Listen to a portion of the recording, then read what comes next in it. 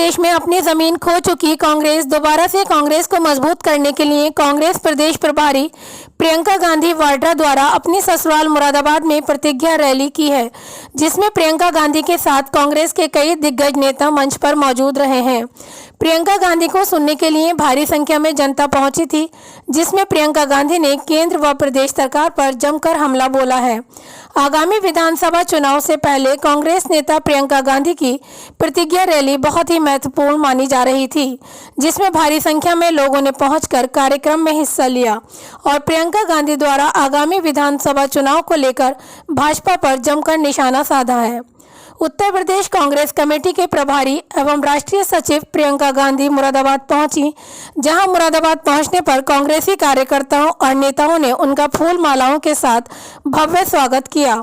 प्रियंका गांधी ने मंच पर बोलते हुए कहा कि अगर हमारी सरकार उत्तर प्रदेश में बनती है तो हम 10 लाख रुपए तक का मुफ्त इलाज देंगे, साथ ही विधवा और वृद्धा पेंशन 1000 रुपये देंगे।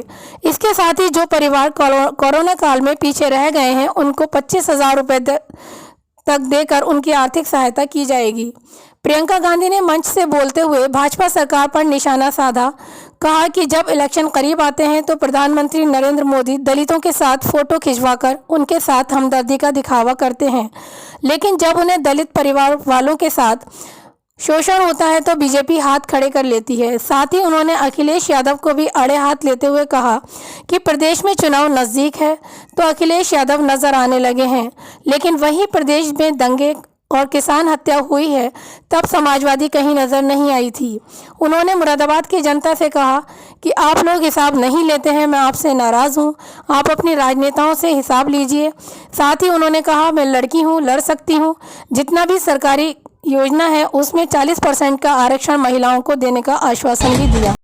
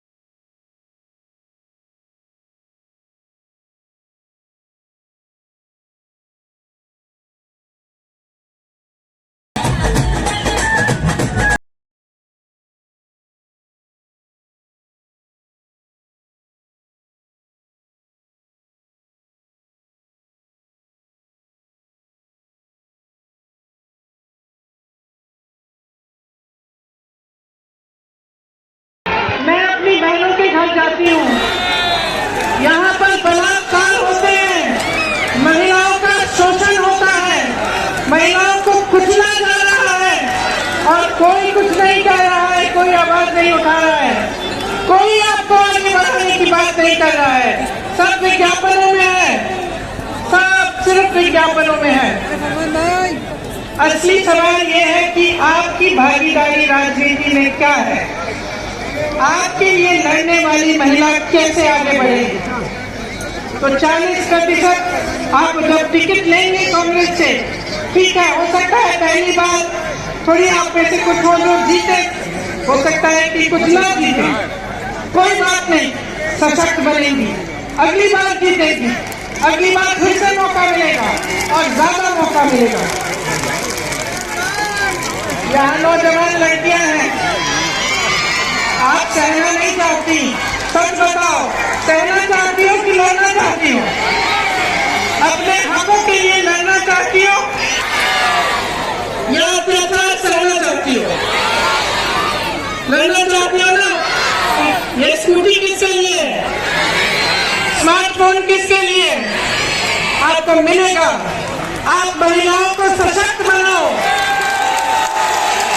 ये जितनी भी राजनीति है, ये जितनी भी जातिवाद पर आधारित ये सांप्रदायिक राजनीति सब खत्म हो जाएगी। आप खड़ी हो जाएंगी तो आपकी शक्ति को कोई पहचान नहीं रहा है। 50% आबादी है, 50% बहुत बड़ा आंकड़ा होता है।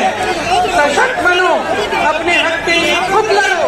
कोई नहीं आएगा तुम्हारे लिए लड़ने के लिए, तुम खुद लड़ोगी और मैं तुम्हारे साथ खड़ी। जोर से बोलो, लड़की हूँ, लड़की हूँ, लड़की हूँ। शाबाश। देखिए, किसानों के लिए हमने तय किया है कि हम कर्जा माफ करेंगे और सबके लिए तय किया है कि बिजली बिल हाफ होगी। कोरोना काल का बकाया खास तौर से जो छोटे दुकानदार, छोटे व्यापारियों ने दिया, वो साफ किया जाएगा। कोरोना में आपने बहुत संकट झेला, सरकार आपके प्रति आक्रामक बन गई, आपने ऑक्सीजन मांगा तो सरकार आपके पीछे पड़ गई, आपकी मदद नहीं हुई। आपको ये दौर अच्छी तरह से याद होगा। कोयली में नरसिंहार हुआ, किसानों को अपनी जीप के पहियों के तले मंत्री के बेटे ने कुचल कर मार डाला। प्रधानमंत्री जी ने एक लफ्ज नहीं कहा, योगी आदित्यनाथ जी ने एक लफ्ज नहीं कहा, बल्कि कुछ दिनों पहले लखनऊ आए, उनके साथ मंच पर वही मंत्री खड़े थे, आज भी मंत्री हैं, उनको बर्खास्त क्यों नहीं किया? अगर उन्होंने उन परिवारों से बात करने की कष्ट की होती जिनके बच्चे शहीद हुए, उन विधवाओं से जिनके पति शहीद हुए, तो उनको पता चलता कि वो परिवार क्या महसूस कर रहे हैं, किस संकट से गुजर रहे हैं। और उनकी एक ही गुहार है कि जब तक के मंत्री पद पर रहेंगे तब तक हमें न्याय नहीं मिलेगा, हमें सिर्फ न्याय चाहिए। मैं ऐसे परिवारों के पास गई हूँ जिनके पास कुछ नहीं है, वो कहते मुआवजा नहीं चाहिए, मुझे पैसे नहीं चाहिए, दीदी न्याय चाहिए, अपने बेटे के लिए न्याय चाहिए। इसीलिए मैं कहना चाहती हूँ कि जो सबसे बड़ी बात किसान आंदोलन से ये निकली है कि शक्ति आपके हाथों। इन 3 काले कानूनों के अलावा किसानों की बहुत बड़ी बड़ी समस्याएं हैं जिनको सरकार बार बार नकार रही है। आप ही को मालूम है कि गन्ना का कितना आपको भुगतान मिला, अभी भी 4,000 करोड़ का भुगतान बचा है। नरेंद्र मोदी जी का एक हवाई जहाज जो उन्होंने पिछले साल खरीदा, कोरोना के समय खरीदा, 8,000 करोड़ का है। एक हवाई जहाज जिसमें सिर्फ नरेंद्र मोदी जी बैठ के घूमते हैं, 8,000 करोड़ का है। आपका पूरा गन्ना का भुगतान 4,000 करोड़ का है। संसद के सुंदरीकरण में जो अच्छा खासा संसद है, 70 सालों से चला आ रहा है, एक ऐतिहासिक इमारत है, उसकी सुंदरीकरण करने के लिए ये लोग 20,000 करोड़ खर्च सकते हैं।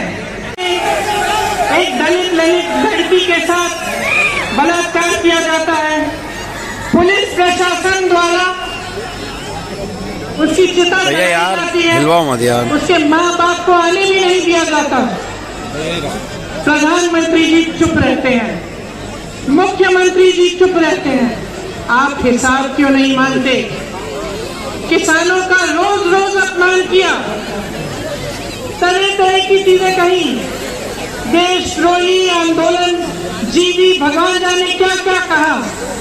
चुनाव आ रहा है ना, चुनाव आ रहा है ना,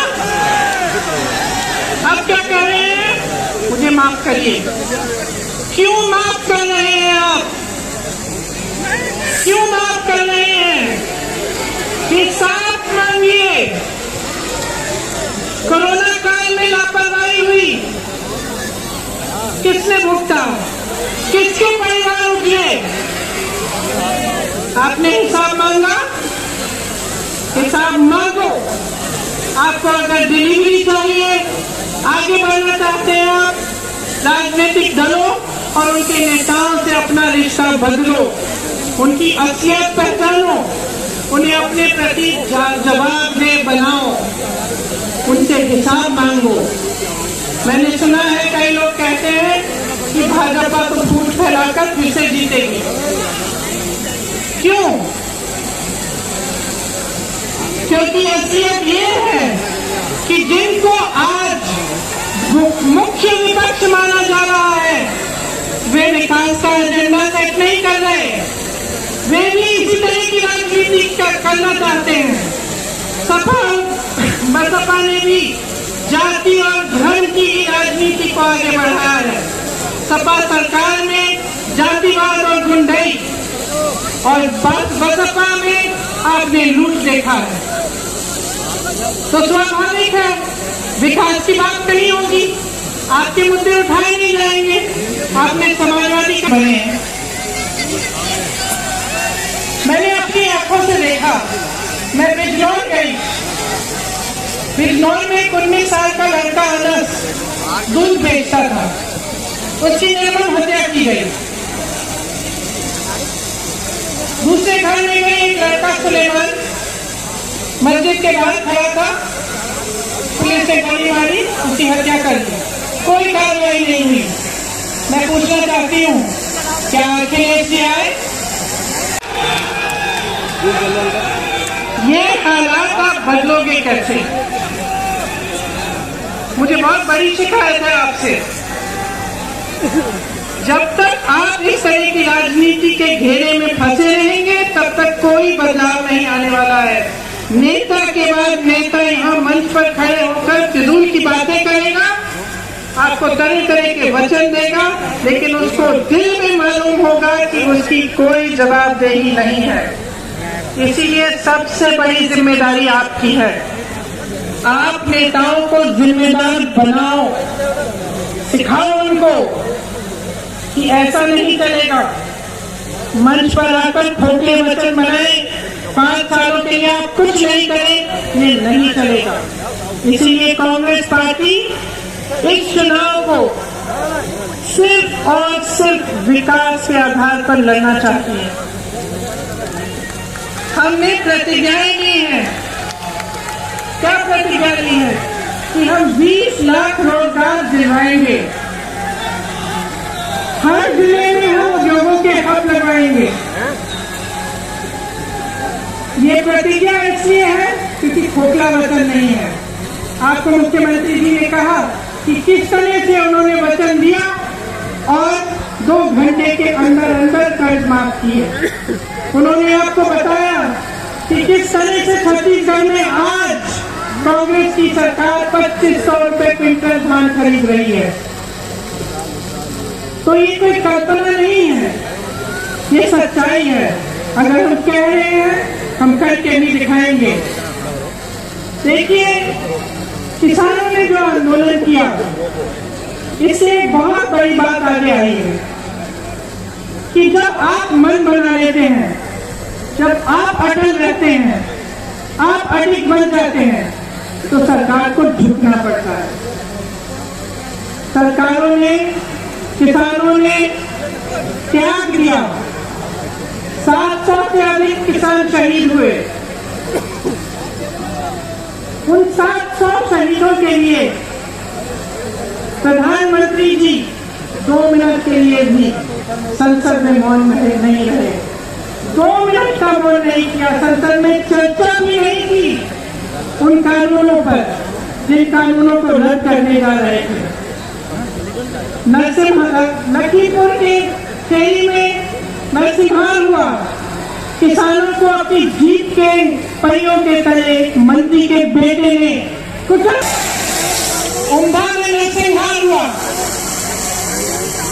13 आदिवासियों की मौत हुई, उनको पीटा गया लाठियों से, उनको गोली मारी गई। क्या अखिलेश जी आए? उन्नाव और हाथरस में क्या हुआ? मेरी गाड़ी बैठती नहीं है। उन्नाव और हाथरस में महिलाओं पर अत्याचार हुआ, उनको जलाया गया। क्या अखिलेश जी आए? किसानों के आंदोलन में लखीमपुर खीरी में नरसिंहार हुआ।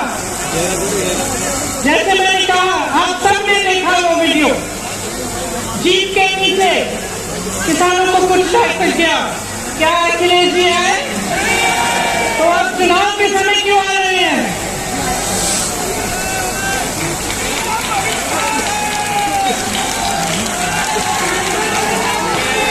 चुनाव के समय उनकी पार्टी और वो अचानक जीवित क्यों हो रहे हैं?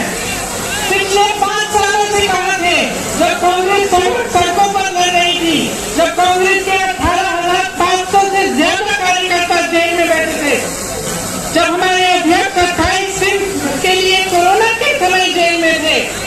समाजवादी के नेता कहाँ थे, तब समाजवादी के कार्यकर्ता कहाँ थे, तब अखिलेश जी कहाँ थे, उस समय अखिलेश जी क्यों नहीं आए। मैं पूछना चाहती हूँ, जब दलितों पर अत्याचार हुआ, हाथरस में हुआ, आगरा में हुआ, अभी हाल में हाथानो इलाहाबाद में मैं गई थी, दलित परिवार पर अत्याचार हुआ, उनको चारों को माँ बाप बेटा 10 साल का बेटा जो जिसको ठीक से सुनाई भी नहीं देता था और 15 साल की लड़की का बलात्कार करके उन सब की हत्या की गई। मैं पूछना चाहती हूँ, बसपा के नेता कहाँ थे? उन्होंने आवाज भी नहीं उठाई।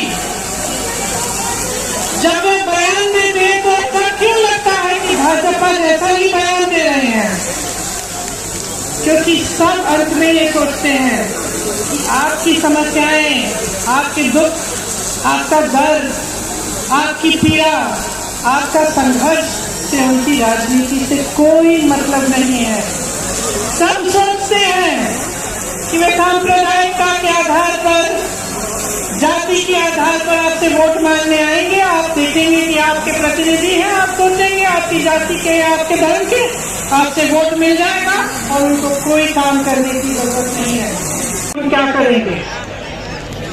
डीजल का दाम आसमान छू रहा है। आपको एमएसपी के कम दाम में आपसे धान और गेहूं खरीदा जा रहा है। हमारी ये प्रतिज्ञा है कि छत्तीसगढ़ की तरह यहाँ पर भी 2500 रुपए में धान खरीदा जाएगा। यहाँ पर भी गेहूं 400 रुपए क्विंटल में खरीदा जाएगा। यहाँ पर ये गन्ना 2500 में गेहूं और धान और 400 में गन्ना। किसानों के लिए हमने तय किया है कि आपका पूरा कर्जा हम माफ कराएंगे। देखिए, महंगाई बहुत ज्यादा है। मैं जानती हूँ कि आप कितना तड़प रहे हैं महंगाई की वजह से। ये मेरी महिलाएं बैठी हैं, ये लोग सोचते हैं कि आपको एक गैस सिलेंडर पकड़ाकर आपके प्रति पूरी जिम्मेदारी खत्म हो गई। इनको दिखाइए कि जब तक आपको पैरों पे खड़ा करेंगे नहीं, जब तक आपको सशक्त नहीं बनाएंगे, आपको मजबूत नहीं बनाएंगे, तब तक आपका वोट उनको नहीं मिलेगा। मैं आप सबसे कहना चाहती हूँ, महिलाओं को आगे बढ़ाओ। ये महंगाई की मार किसानों पर है, गरीबों पर है, दलितों पर है, लेकिन सब वर्गों में इनका बोझ आप उठाती हैं। मैं जानती हूँ कि आप कितना संघर्ष कर रही हैं। बिजली कितनी महंगी हो गई है, आटा, मोबाइल का डेटा, जीवन बीमा, सरसों का तेल, पेट्रोल, डीजल, हद से ज्यादा महंगाई है। आपको बड़े बड़े बिल मिलते हैं। मैंने देखी है ये बिल। महिलाएं मुझे कहती हैं कि हमने तो बिजली ऑन ही नहीं की, हमने यहाँ बिजली आई ही नहीं, फिर भी हमें इतनी बड़ी बिल मिल रही है। आप सब यहाँ पर, ये एक ऐसा शहर है जहाँ उद्योग है। आप सब जानते हैं कि बिजली का कमर्शियल रेट कितना है और इसकी वजह से कितना नुकसान हो रहा है। आपको कहा गया था मुरादाबाद को स्मार्ट सिटी बनाया जाएगा, क्या बना? केवल एक ही चीज स्मार्ट है, स्मार्ट मीटर और स्मार्ट लूट। और मैं बहनों को कहना चाहती हूँ कि आपको सशक्त करना चाहते हैं हम। मैं आपके साथ खड़ी हूँ, मैं आपको आगे बढ़ाना चाहती हूँ। नहीं से मैंने इस बारे में सोचा, ये बात सही है। जब तक पब्लिक जवाबदेही नहीं मांगेगी अपनी नेताओं से, तब तक ये सिलसिला चलता रहेगा। जब तक वोट विकास के आधार पर नहीं रहेगा, जब तक आप ये सवाल नहीं करेंगे कि मेरे गांव में, मेरे लिए, मेरे शहर में आपने 5 सालों में क्या किया, जब तक ये सवाल सबसे महत्वपूर्ण नहीं होगा, तब तक इसी तरह की राजनीति में आप फंसे रहेंगे, माफियाओं के गर्दन में फंसे रहेंगे। मुझे आश्चर्य हुआ मैं जब यूपी आई, जमीन की माफिया, नदी की माफिया, बालू की माफिया, पढ़ाई की माफिया। गांधी का ये है दौर प्रियंका गांधी का। दीदी आज अपनी ससुराल आई है और मुरादाबाद अपनी बहू का स्वागत जिस तरह कर रहा है वो ऐतिहासिक है। आसमान से बारिश की बूंदें बरस रही हैं, लेकिन दीदी आपने देखा कि आपकी ससुराल के लोग डटे हुए हैं। आज इन्होंने मौसम की परवाह छोड़ दी। ये कसिया सोचा कि आज बहू आ रही है और बहू का इस्तेमाल करना है। मैं चाहता हूं कि एक बार जोरदार ताली बजा करके आप पूरे सूबे को ये बताएं कि आप दीदी के साथ खड़े हैं। मुझे स्वागत भाषण करना था, लेकिन दीदी का हेलीकॉप्टर जल्दी टेक ऑफ होना है। मैं सिर्फ एक नज्म के 2-3 मिसरे सुना देता हूँ, कोई भाषण नहीं दूंगा, भाषण आपने बहुत सुन लिया। नज्म में बस ये सुनाता हूँ कि आप ये समझें कि दीदी कह रही है पूरे सूबे से, प्रियंका जी पूरे उत्तर प्रदेश से कह रही है कि बेटी बनकर मांग रही हूँ, लाओ मुझे सौगात में दो, लाओ मुझे सौगात में दो। यहाँ से वहां तक मैं जब इसे पढ़ रहा हूँ, आपकी तालियों का शोर पूरे देश में जाना चाहिए कि बेटी बनकर मांग रही हो, लाओ मुझे सौगात में दो, लाओ मुझे सौगात में दो। सबको यूपी देकर देखा, अब बेटी के हाथ में दो, अब बेटी के हाथ में दो। सवाल उठाते हैं लोग कि प्रियंका जी आई, क्यों आई, कैसे आई। मैं दूसरा बोलता हूँ कि जो मुझसे ये कहते हैं कि कौन भला मैं होती हूँ, याद है ना, जो ये प्रश्न उठाते हैं कि कौन भला मैं होती हूँ, उनसे कहो राजीव की बिटिया इंदिरा की पोती हूँ। अपनी आंखों के आंसू भी लाओ मुझे सौगात में दो, बेटी बनकर मांग रही हूँ, यूपी मेरे हाथ में दो, बेटी बनकर। के पूरा भारत बेच दिया, कैसे व्यापारी बैठे हैं। 70 साल में कांग्रेस ने क्या किया, लेकिन संसद में मोदी जी ने कहा क्या किया 70 साल में कांग्रेस ने। बगल में राहुल जी बैठे थे, उन्होंने कहा पलट के अपने लोगों से कि मत बताना, जो बताओगे उसको भी बेच लेंगे, इनका काम सिर्फ बेचने का है। ये पूरा भारत बेच दिया, कैसे व्यापारी बैठे हैं। दिल्ली से लखनऊ तक नफरत के पुजारी बैठे हैं। दिल्ली अब की छीनेंगे पर लखनऊ उसके साथ में दो, बेटी बनकर मांग रही हूँ, लाओ मेरे हाथ में दो। सबको अंतिम पंक्तियां, और इसी के साथ आपसे विदा लूंगा।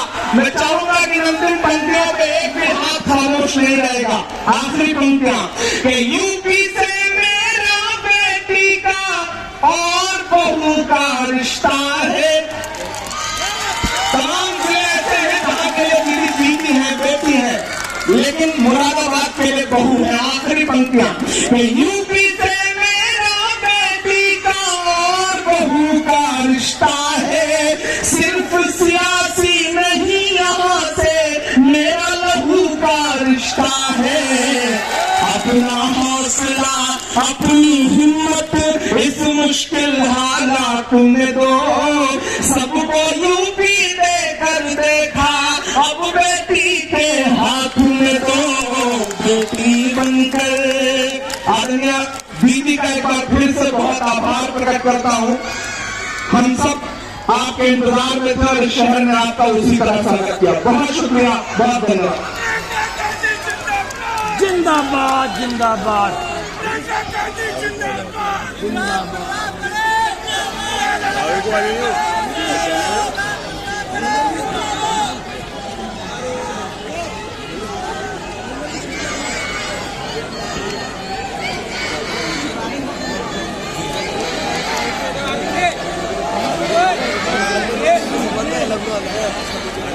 फॉर्म दिया जाएगा और स्नातक बेटी को स्कूटी दी जाएगी। पीछे महिलाएं आ रही है, इनको आगे रास्ता दिया जाए।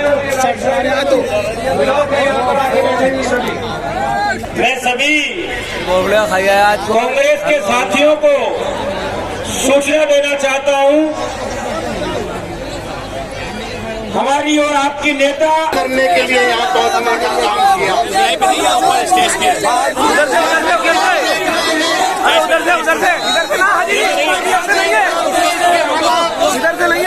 इस कदर बदतर हो गए हैं, भारतीय जनता पार्टी की सरकार से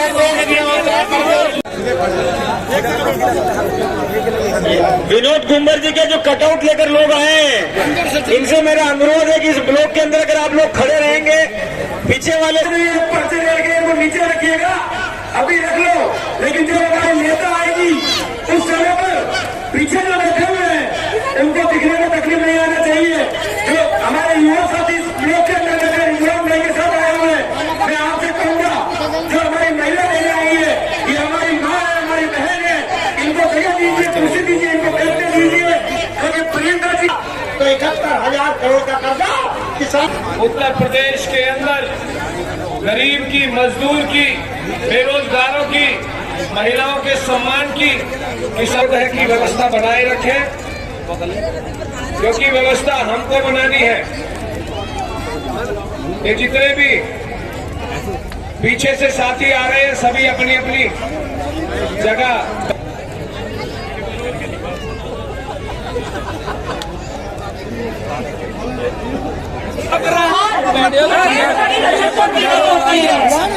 आपको ये तस्वीर बदलनी होगी। इंटरनेशनल टूरिज्म करते हैं और कहते हैं कि देश आगे बढ़ रहा है, तरक्की कर रहा है। आपको ये समझना होगा कि इंटरनेशनल टूरिज्म या बुलेट ट्रेन से तरक्की नहीं होगी। आज जो महिलाएं आज लेकर से एक बार फिर से दोहरा रही हूँ, आज शून्य शून्य शून्य 5 शून्य शून्य शून्य 1 2 3 डबल 1 2